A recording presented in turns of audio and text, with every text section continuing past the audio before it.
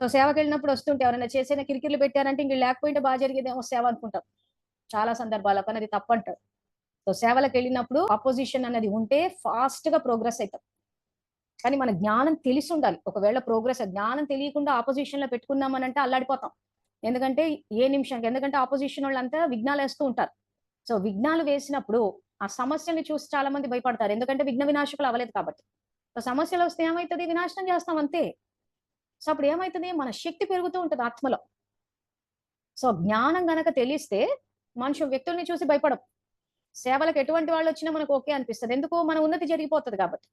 ఒకవేళ జ్ఞానం లేదనుకోండి, అప్పుడు వ్యక్తుల్ని చూసి భయపడతాం. ఎందుకంటే సమస్యల్ని ఎట్లా ఎదుర్కోవాలో తెలియదు. మనము విఘ్న వినాశకులు అవ్వలేదు. మన యొక్క స్వధర్మం అది. అభ్యాసం చేసేటప్పుడు చాలా మంది చేస్తారు. మేము విఘ్న వినాశకులం అని చెప్పి. దానికంటూ పెద్ద పండగే ఉంది భక్తిలో.